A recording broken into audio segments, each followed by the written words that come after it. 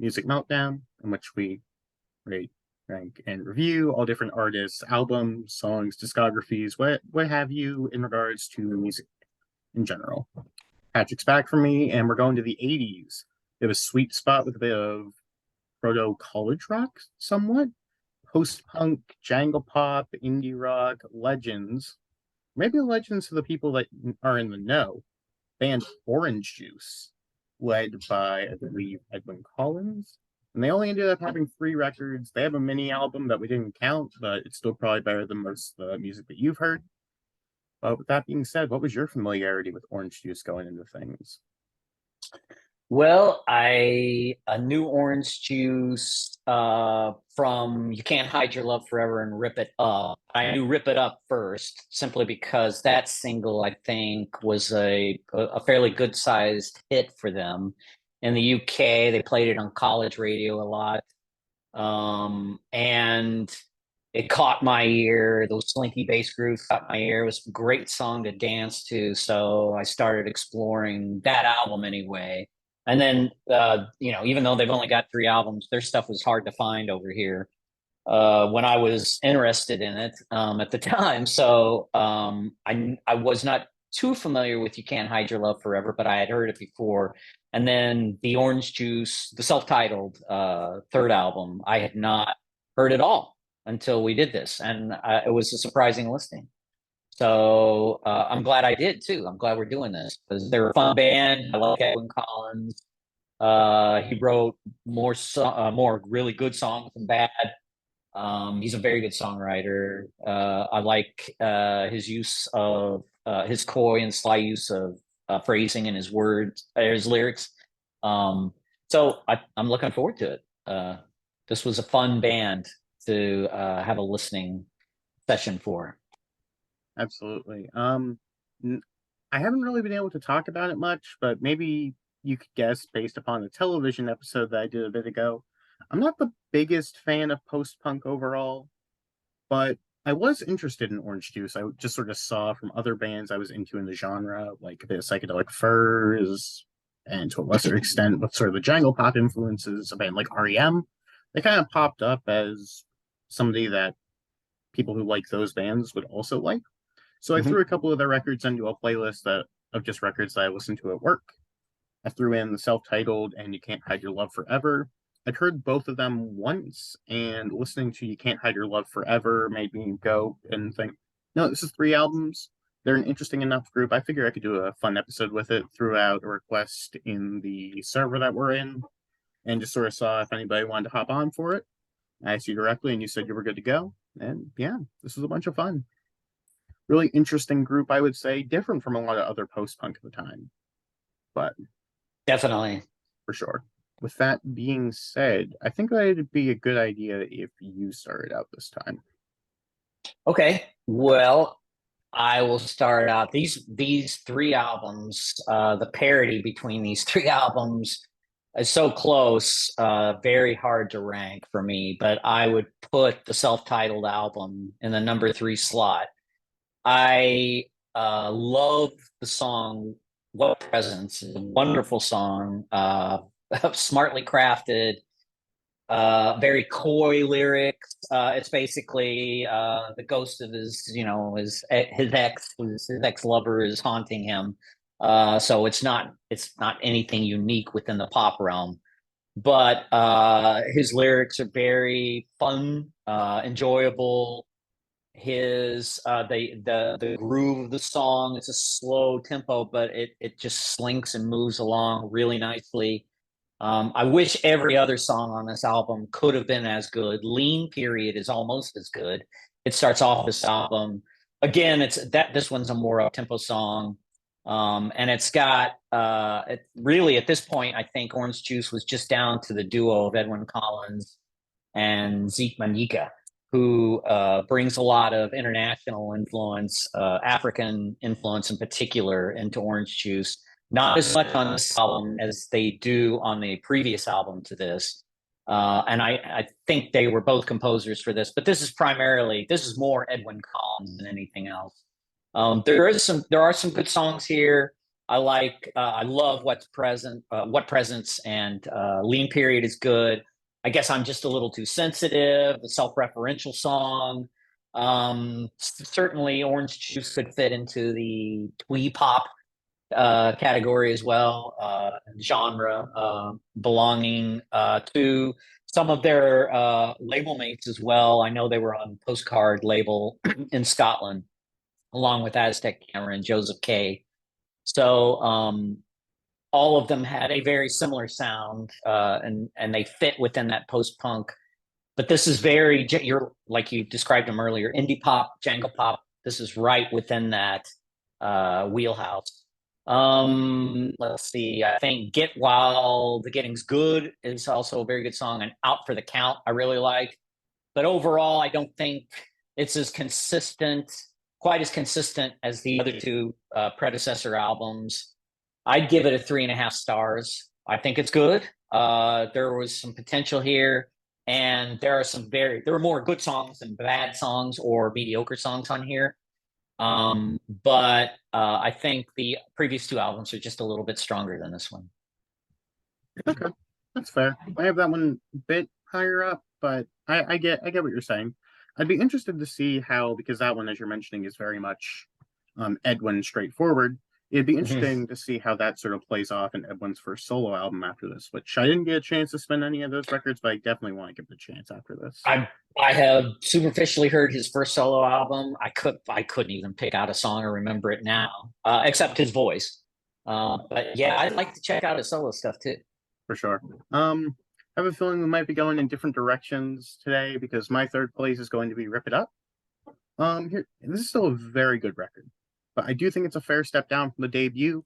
My favorite thing about the debut is, and really all the catalog is, there's a really great balance between this really upfront poppy sort of jangle pop influence, almost proto Smiths esque, and the sort of darkness that comes in their post punk roots and their lyricism. I think that it's a really great balance on the previous record, but I feel like on this one they're doing the pop element a bit more than I would like, while not having the greatest balance of the two, unlike the self-titled, which I think is also more pop leaning, but I feel like this is more like a 60-40, that one's more like an 80-20, if that makes sense. But yeah, I think if you're into sort of 80s jungle pop, indie pop, this is definitely worth a listen though. Just the debut is to me a little bit of a more interesting listen. My favorite songs here though are the title track, Turn Away, and Turn Away. But really, the only song in the entire catalog that I don't really care for is on this record with, uh, let's try and pronounce this, Hakuyo. I'm not sure how you say that. Probably messed that up. Oh, but past that though, I think it's a really solid record. I have it at 4 stars though. I really like all these records a lot. Wow. Okay, starting out strong. Uh, you said uh, you said that your favorite tunes were "Turn Away." You said "Turn Away" twice. Were "Turn Away" and was "Turn Away" and what were the other? What was the other tune Turn off the? Away and the title track were Ah, my "Rip It favorite Up." tunes Okay. there. Yeah, Yes, gotcha. Yep. yeah. Very good. Okay. So my number two, and boy, both of these are just so close. They were done in the same year, I think 9 months apart. They were both released in '82. According to Rate Your Music, You Can't Hide Your Love Forever was released in February, and Rip It Up was released in November. And I do remember in '83 was probably when I was first familiar, or I first familiarized myself with Rip It Up. So but I'm gonna put "You Can't Hide Your Love Forever" in my number two spot. But it's just, I mean, I think this and Rip It Up are both very good. I agree. I think that "You Can't Hide Your Love Forever." This is more jangle pop, certainly. And this actually is more collaborative, I think, which may be why some people feel more strongly for this. They do sound very different, I think. Amazing that they came out in the same year because both of these albums there is some discrepancy in terms of how they sound. This is certainly more jangle pop. Their second album, Rip It Up, has definitely got Talking Heads and Tom Tom Club influence. There's club beats all over it. There's a reason for that. They changed personnel and lineup in that tumultuous 9 month period. So this first album has three or four contributions from James Kirk, who was also guitarist and vocalist. And I'm gonna assume you can hear the differences in the voices between Edwin and James. Um, Falling and Laughing is very good. In fact, that's the lead off track to this album. Love that song. One Life is very good. Love is a smart, catchy tune. And I also like Consolation Prize, really well written. Uh, they sort of, I think there's not quite the variety on this one that Rip It Up has, just simply because the African rhythms that the drummer brought in to Rip It Up, they're not here. They're missing on this album, and I like that. I like the club feel to Rip It Up, but I think the pop songwriting on both of these albums is very good. I have them rated both 4 stars, but for now, I'll put this in the number two spot. But I really like it. I really like Can't Hide Your Love Forever. It's a very good album. Interesting. I think I'm definitely higher on these guys than you are after this, but not bad at all. I get the argument for any of these records being at the top, but we share the number two. My number two is You Can't Hide Your Love Forever. And yeah, this is a really great debut record for me. I have this at 4.5 stars. I think it's a great record. And I feel like Orange Juice were really able to take that early 80s post-punk sound, but actually have fun with it. It Mhm. feels like they're able to add a bit more of a stronger pop flair and work with a heavier amount of synth, and more like bouncy upfront synth and the like dark sort of plotting synth that other bands would utilize. If I had to compare them to anybody else, I would definitely say Echo and the Bunnymen is the most adjacent band that I would hear of, but as if they went pop like straight from the get go. They didn't have like the Crocodiles to Ocean Rain period, and they started out with the self titled. Is kind of how I would describe this record. And the atmosphere across this record is just absolutely insane. A lot of post punk to me often ends up coming across a bit samey, but I feel like a lot of the synth work across this one really helps to lift the songs and give them a bit more personality. I absolutely adore Edwin as a singer, and I didn't even realize that there was another person there. I guess they kind of have, as much as I love Edwin, he kind of has that generic 80s British singer guy, which I mean, I love Mhm. that vocal style, but I mean, The woe is me oh scenes. yeah, Yes, for I sure. mean it's definitely proto Morrissey here. Absolutely. Absolutely. Um, and like I was just about to say, a lot of the songs come across very Proto Smiths esque to me, and Yes, absolutely. probably like this more than three of four Smiths records for what it's worth. Hmm. My favorites here would be Falling and Laughing, Love Love, Three Cheers for Our Side, and In a Nutshell. But as I said, I think that this is a great record, and it's one of my favorites within the genre as a whole. 4.5 stars. Very cool. Yeah, Edwin Collins, you gotta. He's not a voice. I think that immediately his voice isn't something that immediately grabs you necessarily. He's got it's strongly sarcastic in a way. If you understand what I mean. Yeah, I mean, he's Oh got yeah. this, oh, I doth protest too much, right? Mhm. He's sort of like, oh, my heart is breaking, and all these torch like songs, Oh yeah. but done in this jangle pop style. Um, Sure. but it's amazing how different You Can't Hide Your Love Forever sounds from Rip It Up to me. They just almost, I mean, if it wasn't for the uniqueness and the personality of Edwin Collins and his voice and his songwriting in particular, if you start digging down underneath into some of the melody structure, you would know that these were the same two bands, because they really just turned the tables in the same year. They had so this that initial lineup from You Can't Hide Your Love Forever. I don't know too much of the history of the band, Adrian, so I don't know what happened to James Kirk, but they lost. I mean, he lost, I think, everybody. I think he ended up with a new bass player. He definitely ended up with a new drummer. Stephen Taylor was gone, and James Kirk was gone. So on Rip It Up, he replaced the drummer with Zeke Manika, and Zeke Manika actually contributes songs to this album. And this would be my number one slot I think it's a great, there's some great dance and club tunes on this album. Rip It Up itself, it's just an intoxicating song. It's got that very slinky bass groove that just keeps you moving, keeps your butt in motion. It looks like McClymont, McClymont was the bass and synth player for this incarnation, and he makes a big impact. But Zeke in particular has a really big impact on their sound, and he is bringing in more polyrhythms and African rhythms into this album, and this just makes it for me. I love the grooves on some of these songs, so it makes it a little bit more engaging.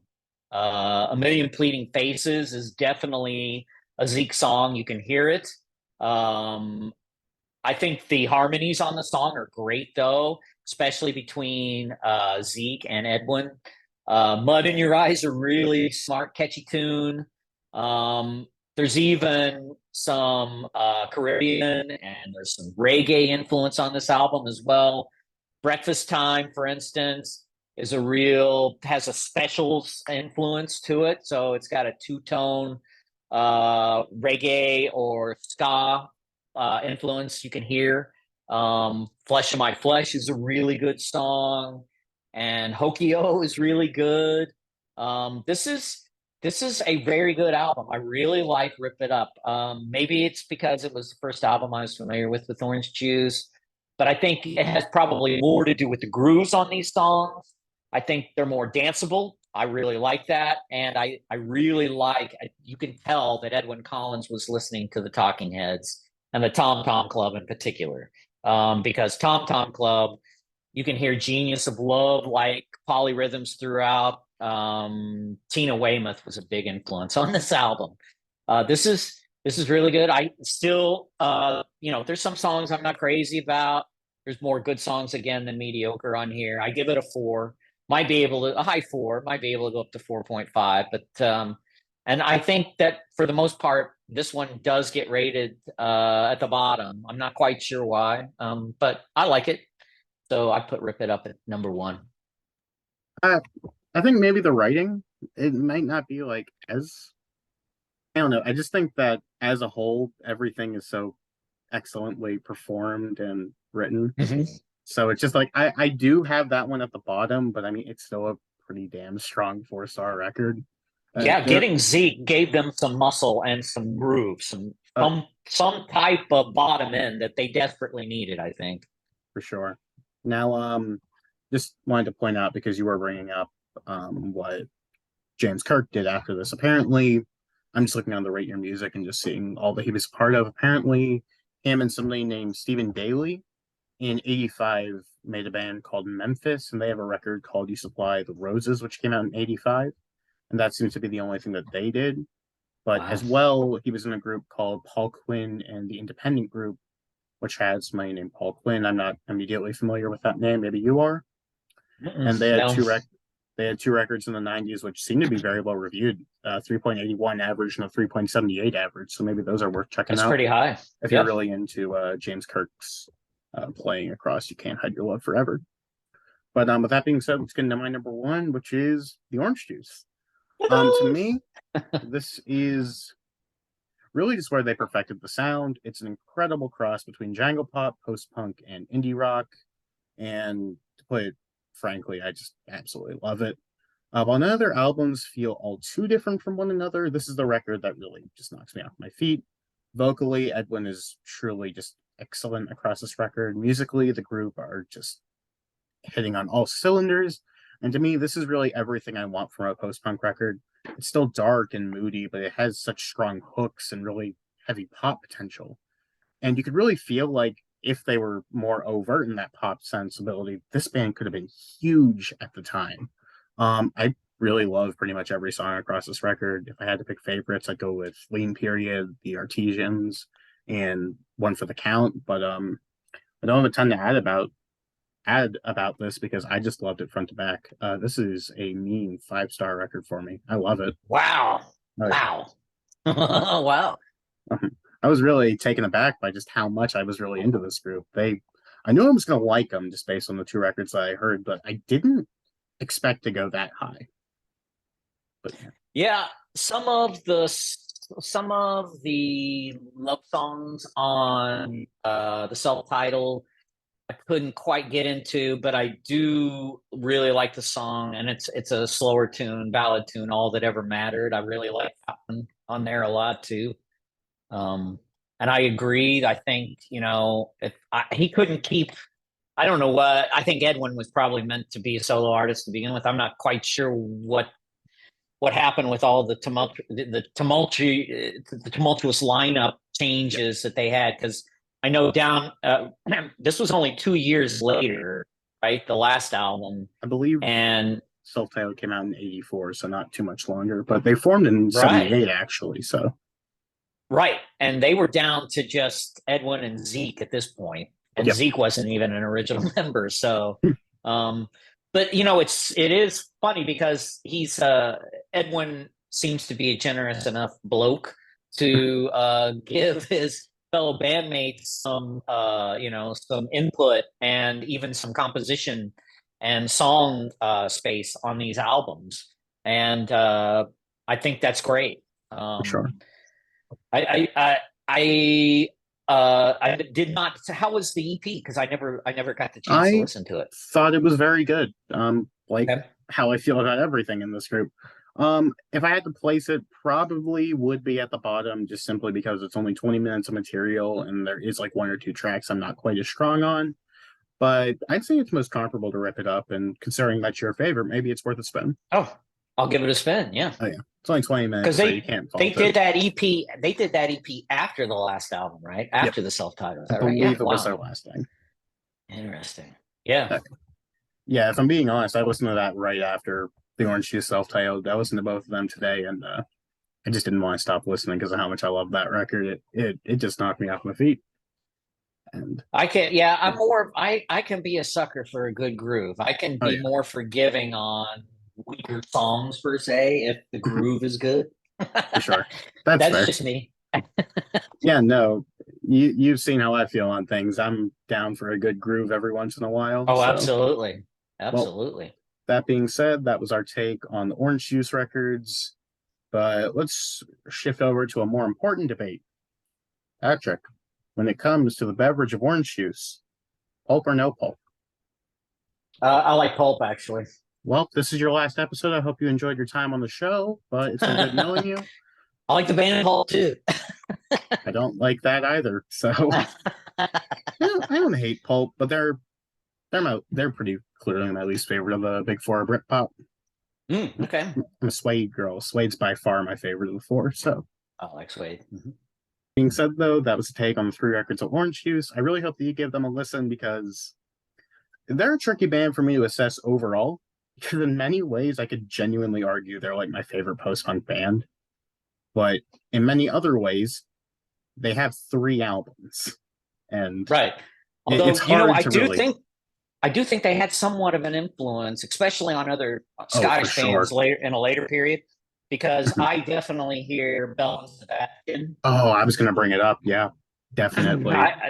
And another Scottish band I really like called Camera Obscura. I don't know if you're familiar with them Oh, or not. I've been meaning to get to them. I know their '09 record, and it's really Oh, strong. they're really good. They've got a great song. Hey Lloyd, I'm ready to be heartbroken. It's Yeah, a beautiful song. That's and we they're both Bell and Sebastian, who you're familiar for with, sure. Adrian, and Camera Obscura, who you should check out because I think you'll Oh, like. absolutely. The record I know Jangle is Jangle quite good Pop, Twee for Pop, sure. right? Indie pop. Bell And and I Sebastian. can sorry, go ahead. Bell and Sebastian's record Tiger Milk. That's actually one of my favorites of the '90s as a whole. I love that record. That's a 5 star for me as well. I love Tiger Milk. I Yeah, agree. for And sure. I agree. That's a near perfect album for me. I'm Absolutely. probably somewhere between 4.5 and 5. I listen to Nice. that album a lot. I think they're Um, on my to-do list of an artist I need to get to. So Great. That would be it. that Yeah, could that would be very that could be a fun interesting one list to. Yes, for sure. absolutely. But I can definitely hear Orange Juice influence on those bands. Absolutely. Absolutely. And we brought him up once or twice. Might as well get the obvious one out of the way. Incredible Smiths influence. Like they were around the same time, but I feel like Morrissey heard these records and kind of had an idea like, Oh, I okay, think so. this is the vocal style I want to do. This is the type Not of only prog that, influence I want to do. yeah, yeah, and And his even lyrics too, even right? writing Evan wise, yeah. Collins' lyrics. Yep, yep. Hope you enjoyed. Link in the description box is going to be to the Discord server, in which you can kind of get an update on different artists I'm going to do. There's a sign up slip for sort of any artists that I'm planning to do if there's something that you're interested in. And as well, just sort of the schedule of what's going to come out next. That being said, really hope you enjoyed and hope you give all these records a listen. Bye.